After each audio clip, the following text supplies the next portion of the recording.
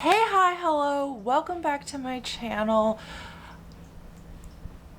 Sci-Fi Books.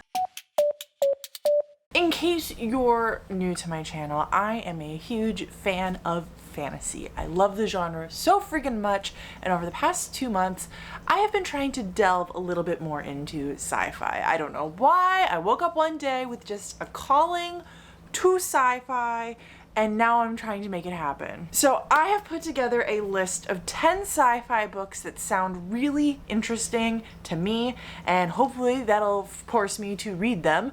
But I'm gonna be giving you this list, giving you reasons why I'm interested in these books, and then I'm kind of hoping that you all out there who have better taste and better judgment in a genre that I don't often read in can come and let me know some sci-fi books that I should check out. So this is kind of two parts. This is me making a list of books that I'm excited about and think you should try, and then also you listening to this list and going, you know what?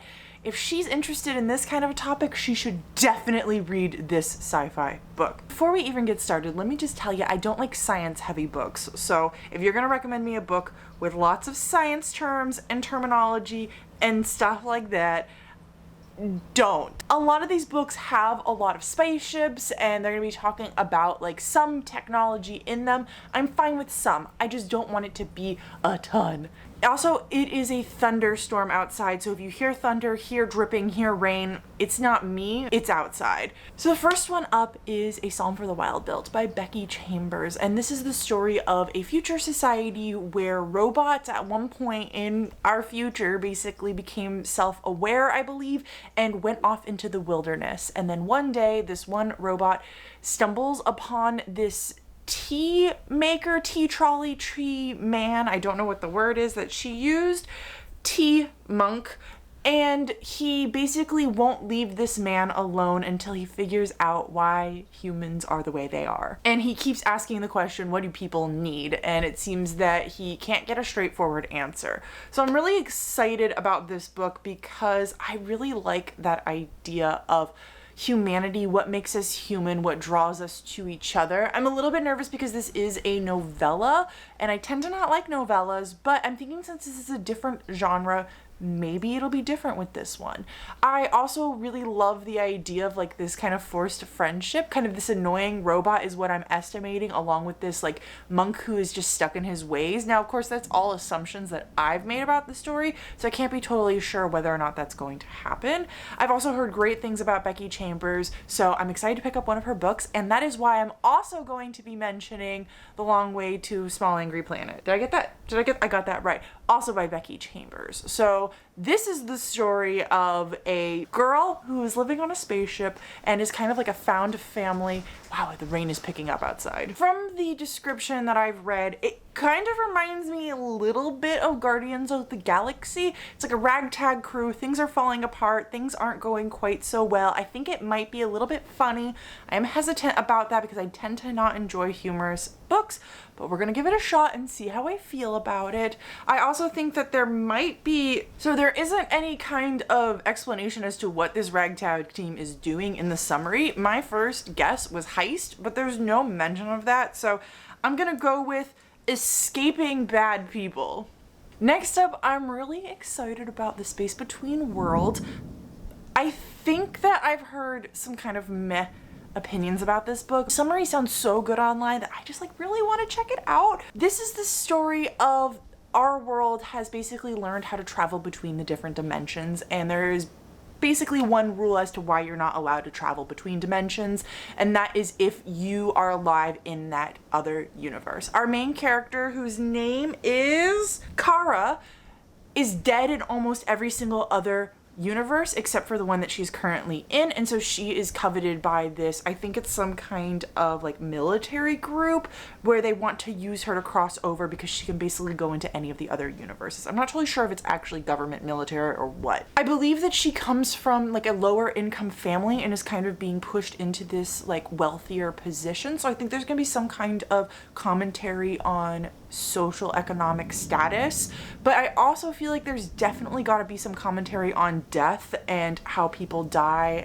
I'd be really interested to know if people hire assassins to travel to other universes to kill themselves in the other universes so that they can then go to that universe because they think their life will be better over there. That's what I would write this book on, but I don't know if that's what it is. That's just an estimate. That's just a guess. Next up, I'm really excited about the book Leviathan Wakes by James S.A. Corey. I have to do that every single time or I forget part of his name. It's really frustrating. You're not allowed to have that many letters in your name. This is the story that is like a giant galactic war is happening, but what I'm really excited about with this one is it feels like there's this giant galactic war happening, but we're also focused in on this small story of this missing girl and this bounty hunter who's trying to find her. I don't actually know if he's a bounty hunter. I think he might just be someone who's off trying to find the thing.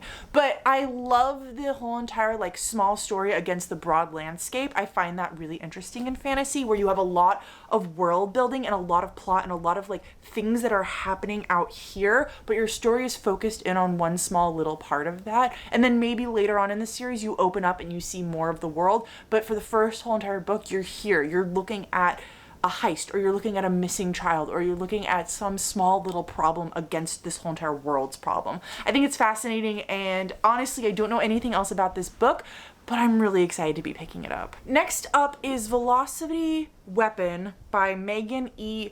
O'Keefe. This is the story of two siblings who are both spaceship pilots, and then somehow there's some kind of accident and they are separated through time. And one of them wakes up at the end of the war with this like insane AI, and there is problem with the whole entire galaxy dying. And then the other sibling, we're still following them, is still back in their olden time. And I think the story is kind of about both of them solving the problems of the galaxy, possibly trying to come back to each other and figuring out the overall issues of how they got separated. So I'm really excited about this because I love sibling dynamics. I love time travel. I think that's such a cool concept. I love crazy AI. Oh, Aiden will always have my heart. Really was pulled in on that whole entire sibling thing. I really think that that's going to be what is sticking with me in this story and what pulls me in and what makes me interested to keep reading. Next, I have The Last Watch by J.S. Dews. I'm not actually sure if that's how you say his name or not. I'm excited about this because I fell into the old trap that I always complain about publishers doing, which is when they say for fans of blank and fans of blank, and this one said for fans of Game of Thrones, and I do enjoy myself a good Game of Thrones book. But this is about the collapse of the universe. The universe is dying, and this whole entire military, they call them the Sentinels in the summary, are coming together to try and figure out how they can stop it. And honest to God, I don't know nothing else. I saw the word Game of Thrones and I was like, heck yeah, you want to put Game of Thrones in space? I'll read that. Shards of Earth by Adrian Tchaikovsky. No, that's not how you say his name. Tchaikovsky. So this author has written a few sci-fi books, and I have mentioned in the past on my channel that I really want to read Children of Time. I'm very interested in that book. I kind of think I'm more interested in Children of Time than I am in Shards of Earth, but I want to give him a shot. I've heard him talked about a lot on different people's channels. I've seen his books in the bookstore. They look great. I think that I want to try them. So I'm putting this one on this list because I didn't want to keep mentioning Children of Time to you all. But Shards of Earth, you're following this one man, and he is like this superhuman being who was created to end a war. And we're following him after the war has ended, and he's kind of trying to figure out what he should do with his life and what his purpose is when his whole entire superhuman being was made to stop a war, and then the war was stopped. And I think we're gonna really get into figuring out a lot about humanity and purpose and the whole entire idea of like whether or not humans should even create other beings or what. I'm really thrilled about this bad boy. It does say in here that he's going to be working with his crew, so I'm hoping we're gonna have some found family. I'm hoping that we're gonna have maybe some more like snarky different people relationship banter, all of that kind of stuff. And they're going to be trying to figure out something about the architects. No clue what that means. Chillery. I don't know if it's actually supposed to be artillery or artillery, but I'm gonna say artillery because the word doesn't have a T. No, it doesn't even have a ancillary justice. I really want to say ancillary. I don't know how to say this book. by Anne Leckie. I have read The Raven Tower by Anne Leckie and I really loved it. And so honest to God, I've read this summary multiple times. I have no clue what this book is about. I just know that I like Anne Leckie's writing style. I know that she has a lot of representation in her books and that when I read The Raven Tower, it has stuck with me to this day and I haven't stopped thinking about it, and so I've wanted to read other books by her ever since.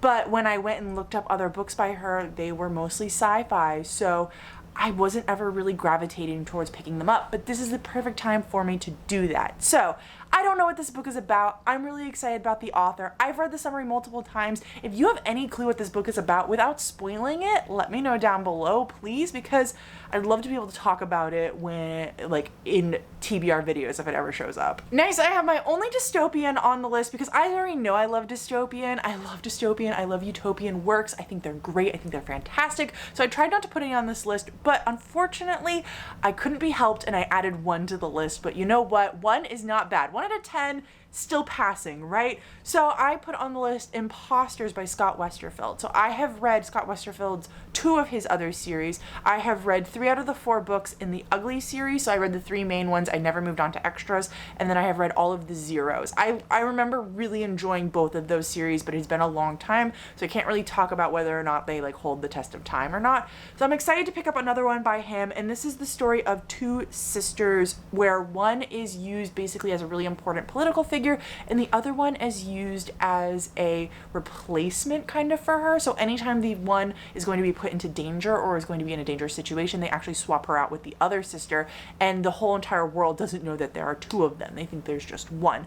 And then one day there's this big deal that the father is going on and he swaps out his daughters and someone notices that there's a difference. So I'm really excited about this. I hope Scott Westerfeld will not let me down. He hasn't yet. Cheers. Finally, the last one on this list, and the one that I am most hesitant to put on this list, is An Unkindness of Ghosts by Rivers Solomon. And the reason why I am hesitant to put this on the list is because I have tried other books by this author and I've not enjoyed them. And this book is a novella, so I tend to not like novellas, and since I've tried other novellas by this author and not liked them, I'm really nervous. And then when I look at the other books that other readers also enjoyed, there's a few on there I liked, but there's quite a few on there that I didn't like. So I'm a little bit nervous, but we're going to be trying it. We're going to see how it goes. It's a very short book. I don't want to say those words because I say them all the time on my channel, but basically, it's short, so if I hate it, it's really quick to get through. This is the story of a woman who, I think she lives in space, if I'm correct, and she's basically treated as a monster, but she doesn't think that that calling or that description fits her, that the people, if she was really monstrous, then she would be able to end the suffering of herself and her people. And so she lives in the slums of this spaceship, that's right, and she is kind of going on this journey to, I believe, trace the steps that her mother went through at a different time in her life or when her mother was younger. I'm not totally sure how this is all gonna work. Like I said, I'm most nervous about this one, so I looked into it the least. Anyways, that's the list of 10 books that I am excited to read. The 10 sci-fi books that I'm really excited to be checking out and trying to read over. Who knows how long this will take me to read all of them. Once again, please list down below any sci-fi that you have read or are really interested in, or any sci-fi that you've heard of that you think sound good or you think sound like something else on this list. I'm gonna be trying them out. If you know any booktubers who are really into sci-fi, also link them down below because I don't follow any. I follow fantasy and weirdly historical fiction, romance, and contemporary booktubers, but not sci-fi. That's it for today. I'm gonna go read some of these books now. I hope you enjoyed. I don't remember how my outro goes, but until next time, I'll talk to you in the comments. Bye.